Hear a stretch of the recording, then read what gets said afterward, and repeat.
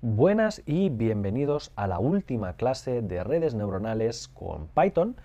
Una vez que hemos hecho el conjunto de entrenamiento y hemos calculado los pesos que tiene que tener la red neuronal, es bueno que ejecutemos el algoritmo en el conjunto de testing para ver que también es capaz de predecir usuarios que no conoce de nada, que nunca han pasado por la red neuronal. Y ahí es donde entra en juego la parte número 3 que habíamos dejado preparada hace ya unas cuantas clases. Lo más divertido de todo esto es que no tengo que cambiar absolutamente nada, porque la forma de evaluar las predicciones va a ser las mismas que la de nuestra plantilla que teníamos de la parte número 3 del curso, de la parte de predicción o clasificación en ese caso, mejor dicho. Entonces, aquel código que escribí, que hemos estado reutilizando constantemente, va a funcionar igual de bien porque el clasificador predice del mismo modo, a pesar de ser una red neuronal. Eso significa que puedo ir y hacer la predicción automáticamente. Va a salir la variable y sin ningún problema voy a obtener aquí las predicciones. Fijaros que como mucho las predicciones ahora son probabilidades, entonces hay que interpretarlas como cuál es la probabilidad de que el determinado cliente abandone el banco, ¿de acuerdo? Entonces, por ejemplo, la primera probabilidad es de el 15,81%, eso significa que el cliente es poco probable que deje el banco. El segundo es de un 0,32. Bueno, pues este cliente tiene un 32% de probabilidades de abandonar el banco. Esta es un poco más elevada que la anterior. Fijaros que la precisión que hemos obtenido sobre el conjunto de entrenamiento hace que pues ahora sea bastante interesante evaluar el rendimiento con observaciones que nunca han pasado por el modelo.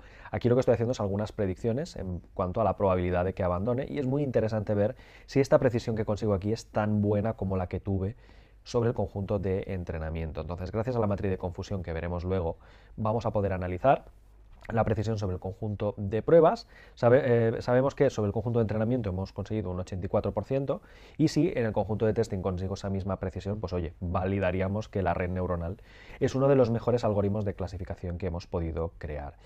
Y luego, fijaros que también esto es muy interesante porque si lo validamos, el ir luego al banco y poner esto en producción para el futuro, para futuros clientes del banco, pues el banco podría estar súper interesado en ello.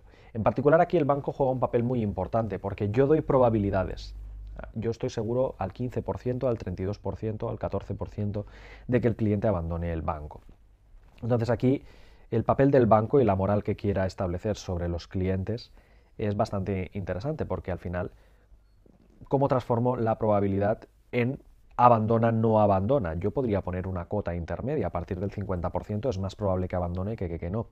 Pero claro, si el banco quiere mantener una reputación y contactar a los posibles usuarios que van a dejar al banco le podría interesar solo el 10% de probabilidades más altas o el 20% de probabilidades más altas para crear su propio segmento, incluso analizarlo en mayor profundidad gracias a otras técnicas de minería de datos para comprender el por qué los clientes de ese segmento es más probable que dejen el banco. En general aquí la red neuronal que hemos creado da un gran valor, da una probabilidad, da un porcentaje de seguridad de que el cliente deje el banco, pero al apuntar a estos clientes, ya tengo hecho un pequeño target, el banco luego tiene que establecer sus propias técnicas para llegar a ellos. Entonces, esperemos que nuestro modelo quede validado ahora con el conjunto de testing gracias a la matriz de confusión y luego el banco con esas probabilidades podrá llevar a cabo el trabajo oportuno. Bueno, echémosle un vistazo a la matriz de confusión y para utilizar la matriz de confusión lo que tenemos que tener claro es que, a ver, las predicciones ahora son probabilidades, mientras que en la matriz de confusión tengo que contrastar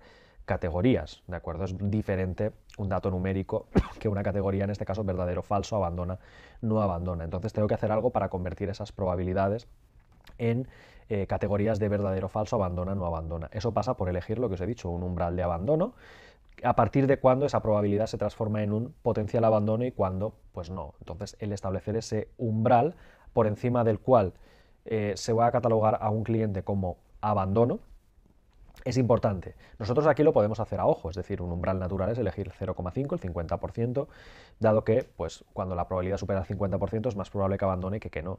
Sin embargo, habría que hablarlo con el banco y llegar a un consenso, ¿no? Porque si esto en lugar de ser abandono de un banco fuera una enfermedad, pues claro, decirle que a alguien que tiene un cáncer con una probabilidad del 50%, yo creo que es arriesgarse, en el sentido de que yo con un 40% también se lo diría si estuviera en el papel de médico. Incluso si solo tuviera un 25% de probabilidades de que algo fuera un cáncer y necesita una exploración a posteriori, pues oye, el umbral que yo elegiría sería bastante más bajo. El banco tal vez piense al revés, de decir, bueno, un 50%, a ver, me puedo arriesgar hasta un 80%, yo quiero cometer un error por debajo del 20%. Entonces, ahí lo suyo es elegir un umbral que nos interese, ¿de acuerdo? De modo que yo ahora filtre YPRED igual y haga un casting, haga una conversión directamente de YPRED mayor que el umbral que yo elija, por ejemplo, 0,5. Eso significa que todos los valores de probabilidad superior a 0,5 serán devueltos como verdaderos, como potenciales abandonos, y todos los que estén por debajo o igual a 0,5 serán devueltos como falsos. De modo que hago la conversión. Veréis que automáticamente la variable de predicción YPRED ha cambiado a un vector de variables booleanas verdadero, falso, por tanto, los 1, 2, 3, 4, 5 primeros clientes está claro que no abandonan el banco, según el algoritmo. El cliente número 5 sí que parece que va a abandonar el banco y así sucesivamente. Y el mejor modo visual de observar estos resultados es a través de la matriz de confusión, que como sabéis, la librería scikit-learn.metrics se encarga de elaborarla. Y si le queremos echar un vistazo al número de predicciones correctas, tenéis el objeto aquí arriba, simplemente hacemos clic y podemos observar los resultados finales. Pues bueno, aquí tenéis de las 2.000 nuevas observaciones, 1.549 más 134 son predicciones correctas y 271 más 46 predicciones pues son incorrectas, han hecho una mala predicción. Entonces, esto vemos que va realmente bien.